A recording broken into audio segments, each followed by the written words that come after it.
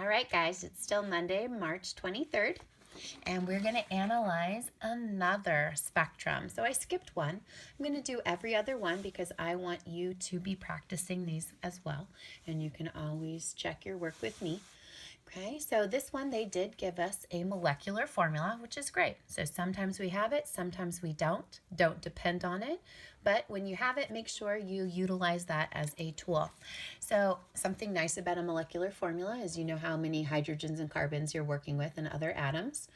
And we can calculate any degrees of unsaturation. So calculating my degrees of unsaturation, which we still need to know how to do.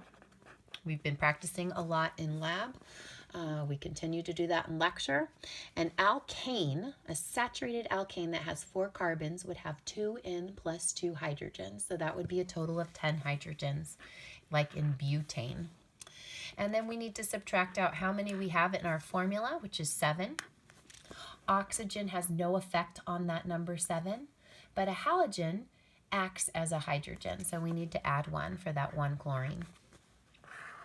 And divide that by 2. So basically we have 10 minus 8, which is 2. 2 divided by 2 is 1.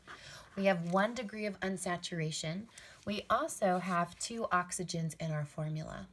So usually we're working with single functional groups in our analyses. So it's nice to think about what functional groups in organic chemistry have 2 oxygens. Well, we have carboxylic acids. And then we also have esters. And it's easy to prove which one it is right away. This should be 11 to 12 ppms. So we check for that on the spectrum. Oh, not there. Right away, we know we're not working with a carboxylic acid, we're working with an ester.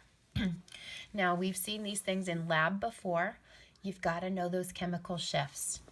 Hydrogens that are adjacent to a carbonyl, those should be right around 2-ish ppms, 2.1, 2.2. We saw it in a previous spectrum. Hydrogens that are here, and again, this could be a longer chain, but the ones that are directly coming off of that oxygen there, like a CH2 here or a CH3 group there, oxygen's very electronegative. This is kind of in that, 3 to 4-ish region on your spectrum. So do we have that? Yeah, we've got stuff down here. So it looks like we're dealing with an ester. So let's kind of look at her pattern here and see what we're dealing with there. So this right here, again, this is next to our carbonyl. And if we look, we have a singlet. Now we don't know how many hydrogens are there. Okay, but we do know we're dealing with an ester, and right now that singlet should be right here. Okay, so the hydrogens that are here, okay, they can't have any hydrogen neighbors. So these hydrogens have 0 equivalent neighbors. Okay, and they need to be next to a C double bond O. Well, here's a C double bond O, and how do we put hydrogens next to it so they have no neighbors? Can't branch off a hydrogen. We don't have an aldehyde. So we need at least another carbon that we're going to put hydrogens on. So let's satisfy our octet. Okay, a CH3 group coming off of a carbonyl. These hydrogens always pop up around 2-ish ppms in terms of their signal because they're next to that carbonyl. And they have no hydrogen neighbors. So that would give us our singlet. Okay, this would be that singlet that we're seeing right there. So we already have, excuse me, a little piece of our puzzle there. Alrighty. Now, over here, this is our near oxygen area and also our halogen area. And we do have one chlorine in here. So again, we don't have to know which is which. We're gonna make it work in terms of our splitting pattern. But that whole range, if you look at your chart from 3 to 5-ish, there's hydrogens that are near oxygen, whether that's alcohols, ethers, or esters, near halogens. Fluorine, chlorine are more electronegative, more to be likely a little bit more downfield. So again, we've got a lot going on in this area. So let's analyze our splitting pattern.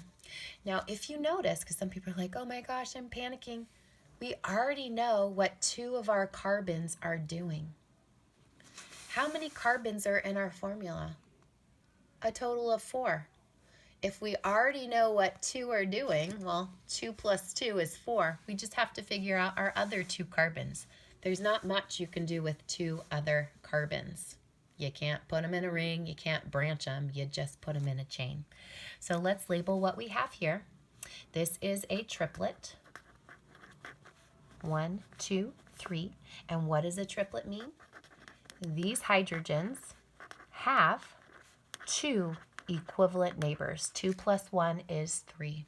And we're seeing the same thing here. Again, writing it out. A triplet. What does this mean? It means these hydrogens, giving this particular signal, have 2 equivalent neighbors. Well, how do you get 2 equivalent neighbors again? If I'm having a particular signal that's a triplet, that means I've got 2 hydrogens that are next to me that are identical. Usually, I'd say 99% of the time, that's a CH2 group. Okay? So let's put it together, and we're going to check our structure. Always, always, always. Again, we already know we've got this from our singlet. I only have 2 more carbons total in my formula. So let me put a CH2. And then let's put another CH2. Because we only have 7 hydrogens. I can't put a CH3 here because I still have a chlorine to worry about. Okay. Oh, and I forgot my oxygen, excuse me, for my ester. Let's put that in right here. Okay.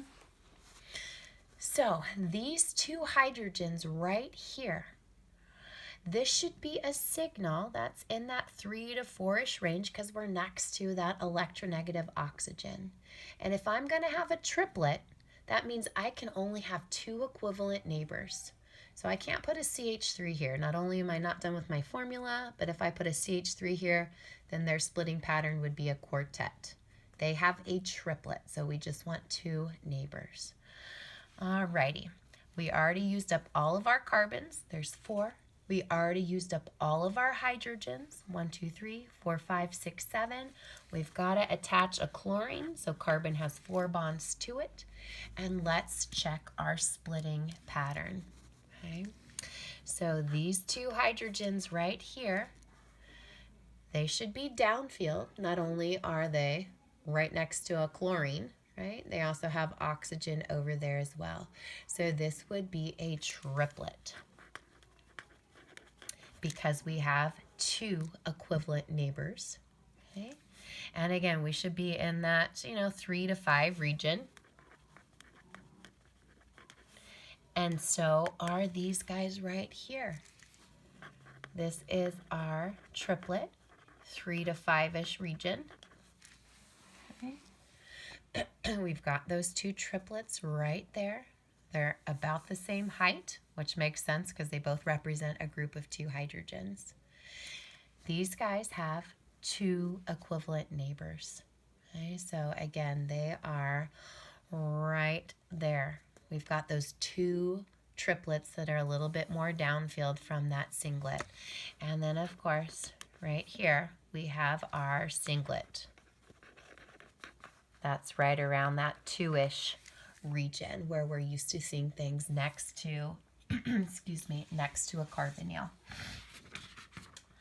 Alrighty, so let's do another one.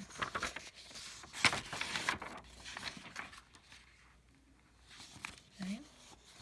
Again, I skipped one because I want you to do one. Now in this one right here, all they're telling us is it contains oxygen.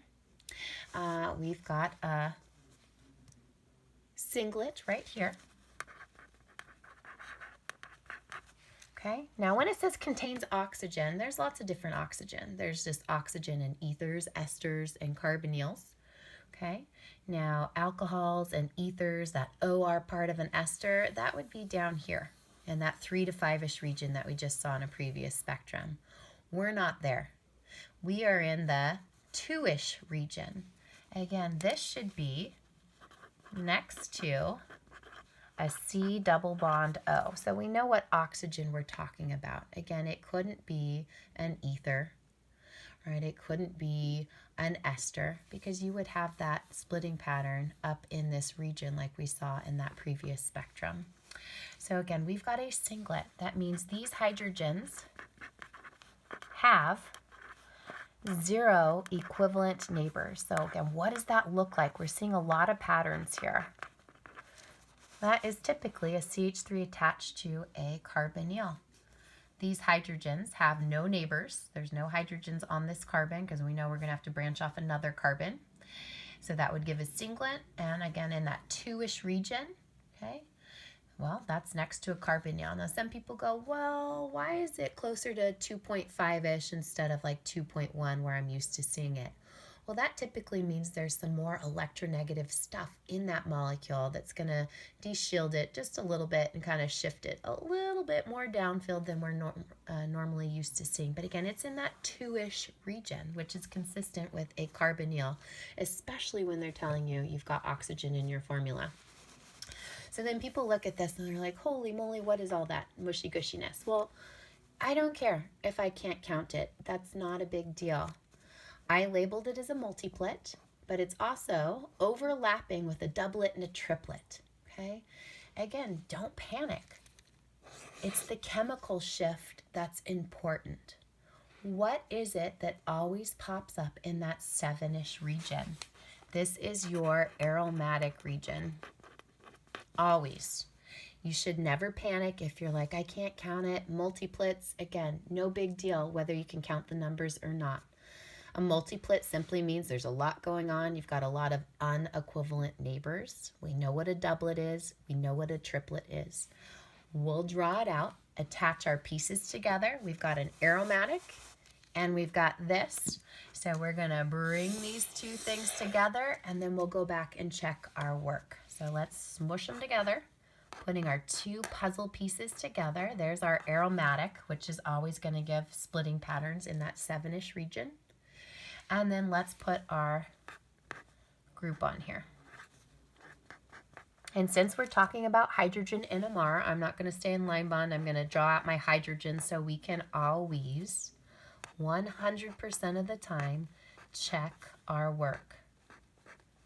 Okay, so what am I seeing here? What do they talk about as a multiplet, a doublet, and a triplet? Okay, so we have 3 different sets of hydrogens on our ring. These 2 hydrogens are equivalent to each other. These 2 hydrogens are equivalent to each other. And this last little hydrogen here, he is unique to himself. Okay? And then, of course, we have our little D hydrogens over here that we've already talked about is our upfield singlet in that 2-ish region. Okay, so again, this was our singlet around 2-ish. Okay, so these guys here are A hydrogens. Let's count our neighbors. So these hydrogens are A, and they're the same, so I can just look at one side, have 1 equivalent neighbor. Okay, not equivalent to this guy, just equivalent to himself. So 1 plus 1 equals 2. That would be a doublet. So that's why they're talking about a doublet here. These A hydrogens experience a splitting pattern of a doublet. Now what about my B hydrogens? Well, notice my B hydrogens, and again, it's the same on this side, so I can just look at one. They've got 1 neighbor to the right, and they've got another different neighbor to the left. We've got unequivalent neighbors.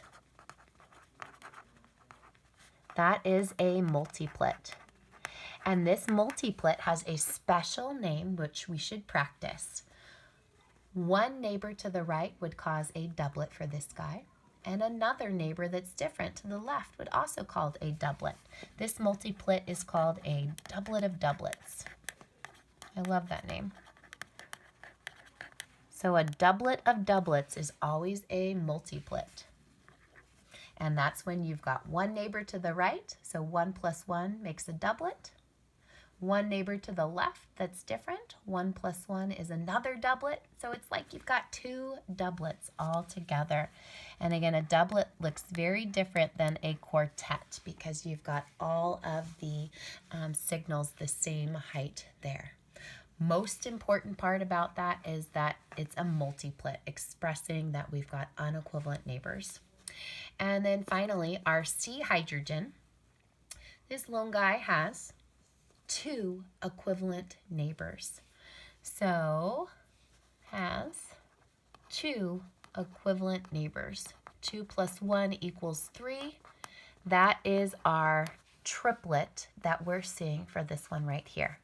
Now remember, we didn't have to come up with all of this off the top of our head. We knew right away that it's an aromatic simply because of that chemical shift right there. That 7 to 8 region is typically, I'd say almost all of the time, not 100%, but almost all of the time, an aromatic molecule for our particular class. Okay, so turning off this video, we'll probably do a couple more spectra and then you get to finish your packet. I will, of course, scan a blank packet and put it under your files on Canvas for you. Talk to you soon.